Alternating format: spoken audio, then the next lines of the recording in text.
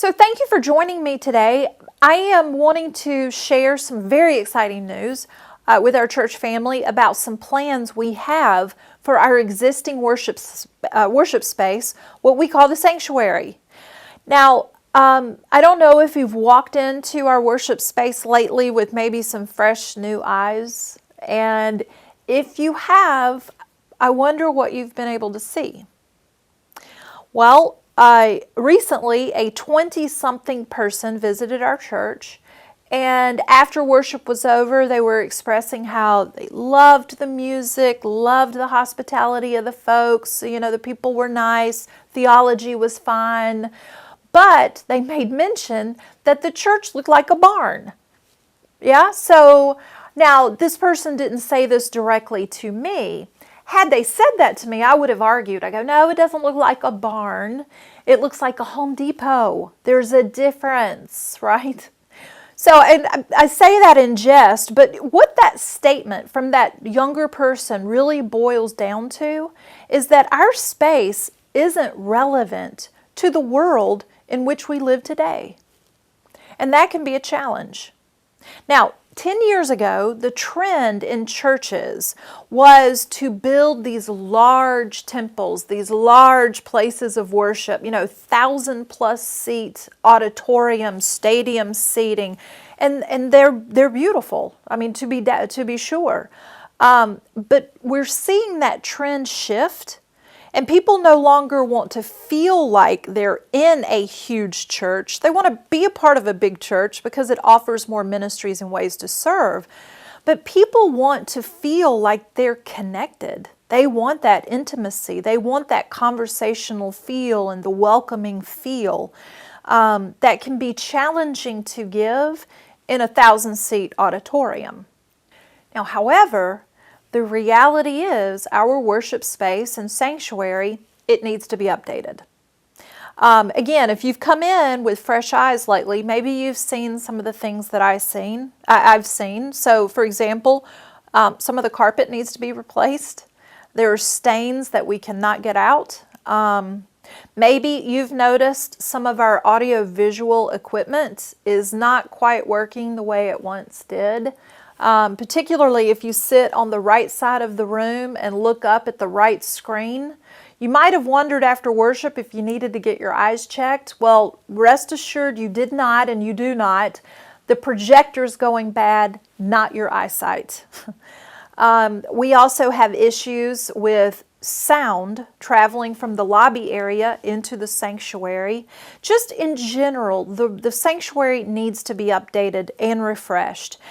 So really two options face us. First, we could build a new building, but the simple answer to that is the cost is prohibitive. In order to build a new sanctuary, especially one that was kind of envisioned when this building was constructed, it could cost in the neighborhood of $10 million.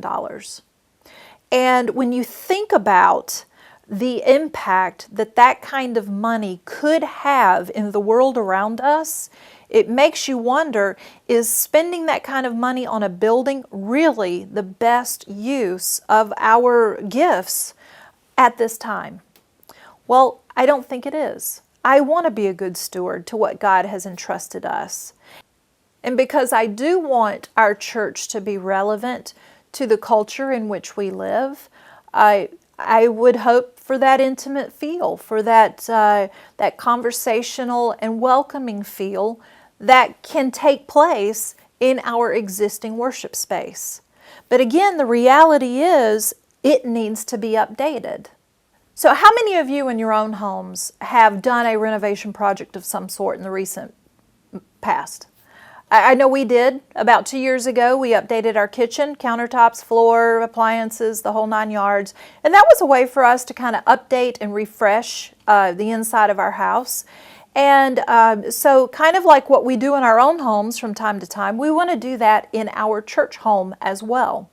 Because we know that people, the generations today, not just the younger ones, but all generations crave a space of worship that is inviting, that is relevant, that is hospitable and welcoming. And for less than 1% of what it would cost for new construction in this footprint, in this, on the land where we are today, we can have a renovation project for our sanctuary that will help us to achieve the goal we want. And at the end of the day, our goal here is not about building new buildings. Our goal here is investing in people to help them make connections with our church, and ultimately to make connections with Jesus, leading people into a relationship with Jesus Christ. That's what we're about. And so that's the why we want to go into this construction project and this renovation project, this project of relevancy and hospitality. Now you might be asking, how is it going to happen? This project of hospitality and relevancy is very, very doable. And it's one that we're hoping to have completed by October 1st of this year. So it's a very aggressive timeline, and we're going to need your help to do it. First of all, sometime this summer, you will see a call going out to all of our folks to help with their hands and their feet around this project. Many of our folks have gifts of light carpentry work, or folks who aren't afraid to get their hands dirty. Part of the construction that we're going to be doing and the project that we're going to be doing will include a total reconstruction of our stage area. We're also going to be replacing the carpet. And so maybe some of you could help us in that effort. We're going to be painting. So for those of you who like to paint, maybe God's calling you to help with this. So there are going to be ways that people can physically use their hands and feet to help with this. In addition to that, we're going to need folks' financial gifts as well. So again, the estimate for this project, we are figuring to be $75,000 to do everything that we want to do. That includes a complete reconstruction of the stage area. It includes new and reconfigured lighting for the room. It includes painting. It includes staining. It also includes some aesthetic things. For example, we're hoping to bring in something called environmental projection. An environmental projection is the use of 3, maybe more projectors around the room that will display in about a 160, maybe 180 degree span, a projected image onto the walls in our worship space, which gives us so much flexibility, and it really adds to the relevancy and the atmosphere of worship. If you want to know more about the potential of environmental projection, take a look at one of the links that's listed on the page. So $75,000 is what we estimate this renovation project to cost. And let me share with you some ways we've already been at work to help secure the funding for this. First of all, those of you who are longtime members, you might recall we used to own a parsonage. A parsonage was where the pastor lived, but we no longer have that. We sold it, and the proceeds from the sale of that parsonage went into an account, and through some wise investing and a period of time where we didn't touch it, that account has more than doubled over the years. And so we've been given permission by the district superintendent to use $20,000 from that account towards a capital improvement project. So Church of the Shepherd itself is already in the game, if you will, for $20,000.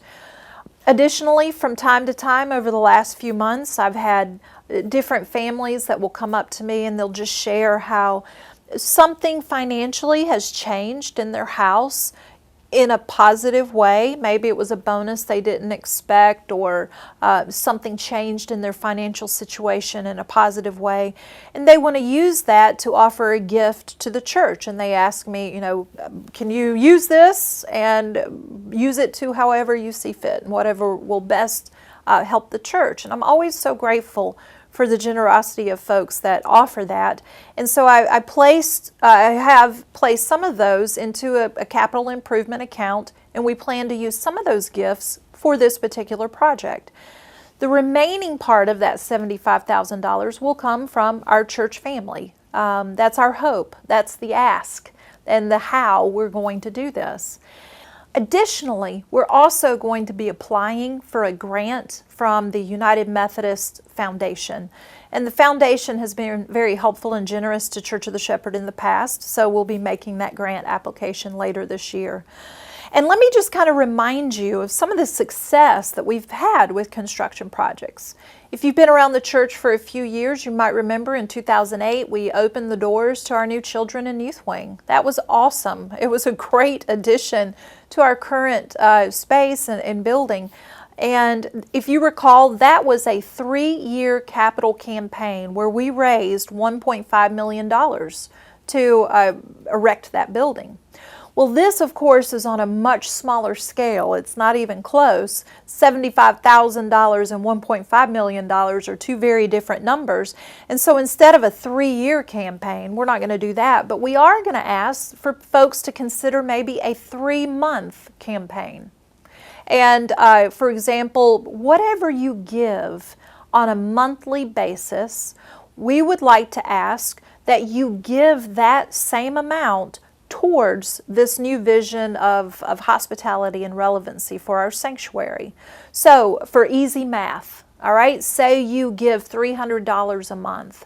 That would mean, in addition to your normal tithe, you would make the commitment for over the course of 3 months to give $100 one month, $100 additional dollars the next month, and then finally an additional $100 on top of that the third month. So your monthly tithe, assuming say it was $300, would be broken down over 3 months and given towards that project.